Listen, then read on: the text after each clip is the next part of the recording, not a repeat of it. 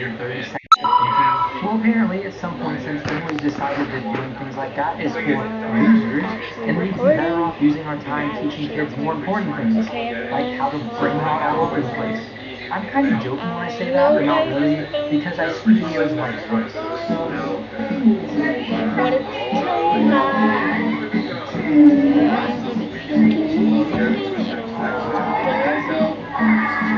but I will be painting something. I will be painting Maybe it's just me something. and my silly little goofy brain, but isn't it crazy that kids know a dumb trend before they know how to count? Like, it's insane to me to think I could walk up to a good alpha kid and they'd have a better chance of saying 6, 7 to me than actually knowing how to count to 6 or 7. But in a way, that does feel like an appropriate reflection of our time, because Teen Alpha isn't asked to read entire books or write hate essays anymore. They're asked to write paragraphs, and sometimes they can't even do that. The younger generation is cooked. I just watched a video of a teacher trying to tell his kids they have to write a paragraph, not an essay, 5 sentences, and they're moaning and groaning and whining away. Want to draw, this is a perfect opportunity for me to do And it's not like I downed some 4-day-old bottle of Haterade and came up with all of this, but there's actual data that I'm gonna try my best to draw something pretty decent. NAEP, which is the National Assessment of Educational Progress, 40% of fourth graders are now reading below the AAP basic level. That's the lowest possible level, by the way. And for reference, if you're reading below the basic level, that probably means you can't identify the main point of a paragraph or a character's motivations in the story. So it's pretty much the same reading level as you see on X Okay, or on this is like the Instagram flip Threads. clip drawer. On top of that, for 8th graders, it's even worse. 1/3 of them are below basics, which is the highest percentage ever recorded in 32 years of testing. Then if you go to the place with the most educated, the smartest, the most genius students of all time, if you go to the place where they're all hanging out, they will say the same thing. And of course, I'm talking about I'm gonna try to do something decent here. there are a whole bunch of teachers on there who, for lack of a better word, are saying how sucky Gen Alpha is at reading and overall just comprehension in general. It feels like teaching an entire generation of weaponized incompetence. Because what do you mean you can't just reread the directions that I strained my voice to read out loud 3 times?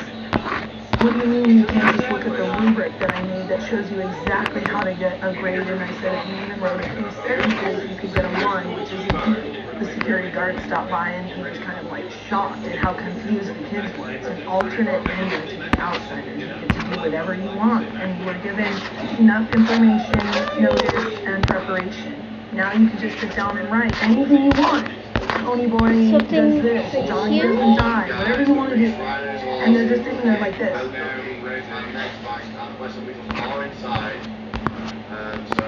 And I can't help that.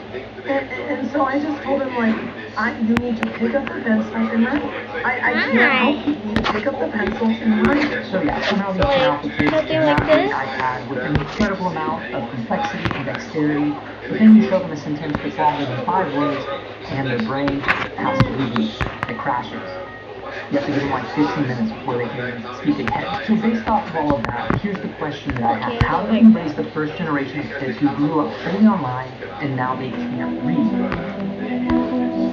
Before we go any further, I want to address something. I know that every generation says that the next generation can't do something, or they're always dogging on the generation that comes after. People say millennials killed cursive, they say Gen Z killed phone calls, that killed the ability to communicate normally without referencing some dumb trend that makes everyone's IQ lower. It is what it is.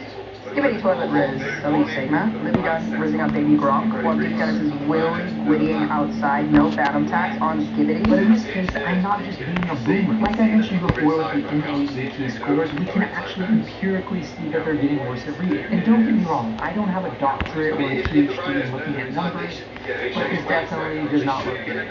And maybe you're looking at me and you're thinking this is just a good old red-blooded American problem. Like maybe we're just too busy letting freedom reign to pick up a book and read a few words in it. Well, you'd be wrong if you thought that, because this is a global problem. The Program for International Student Assessment, or the PISA, they tested 15-year-olds across dozens of countries, and they found that reading scores declined across most developed nations between 2018 and 2022. So no, this isn't just some vibe. I'll stick to a wheel because I like the wheel. This is something we can see, physically see, empirically see that is happening. What that means at the end of the day, the question isn't if there is a literacy crisis. Now The that question y'all is what's like caused it. some Here's the thing about the literacy crisis. A lot of people like stuff that this character likes and their I name. mean, sure, the pandemic made it worse, a lot worse, but the trend was Completely already black. here. Reading scores have been essentially flat or declining since the early 2010s. The 2024 NAEP scores are roughly where they were in 1992. So that means in 30 years, potential progress, we actually have made progress. We've made regression. No. That's what Okay. we've done. So what? So the outline of Lily's gonna be. Well, honestly, I don't think Okay, the it's outline of Lily's gonna be to figure white. out what happened. Around 2012, something shifted.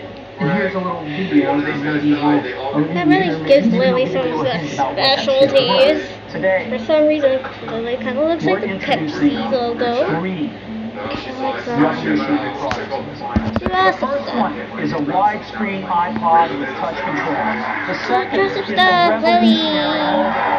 And the third is a breakthrough internet communications. These are not three separate devices. This is one device. Lily! iPhone. Here it is.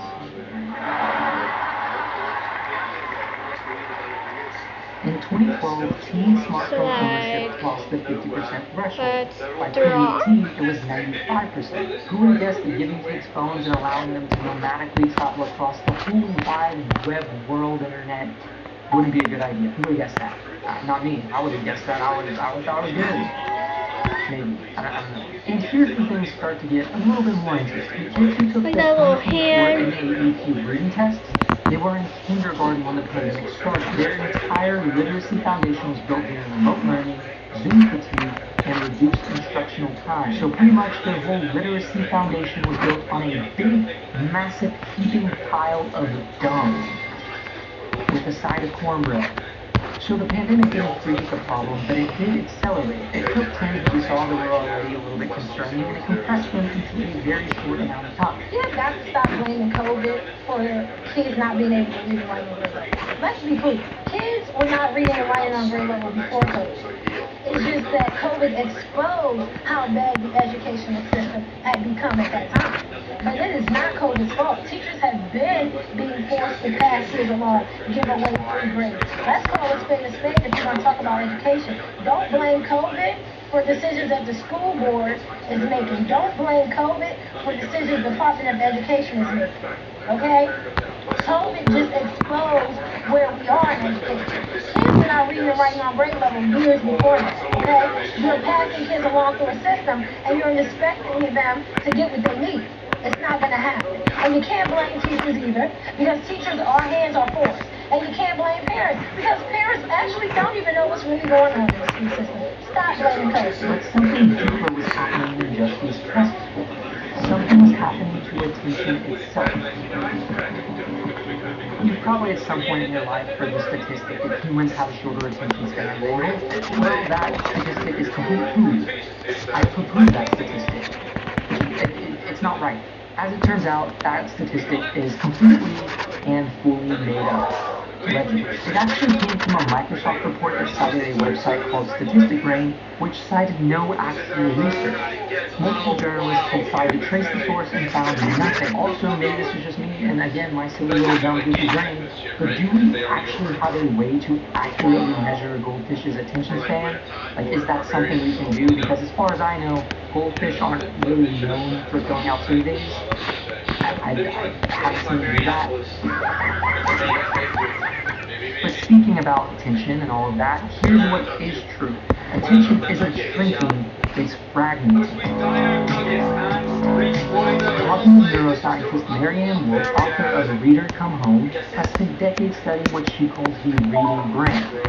And her research shows something that's pretty fascinating. Yeah, this shows is that reading Lily. isn't natural. There's no gene for literacy. The brain has to be trained over years to do something it wasn't designed to do. So for all of you people out there who don't read and who pride themselves in not reading, congratulations and lean into your natural instinct. I thought that There we go, and then he is now very saying. holistic medicine of you. But yeah, reading requires a level of sustained attention, working memory, and the ability to hold ambiguity while you wait for a resolution. It requires what Wolf calls deep reading. The slow, contemplative processing that allows us to understand complex ideas and crucially to develop empathy. Now think about what all the kids are doing nowadays.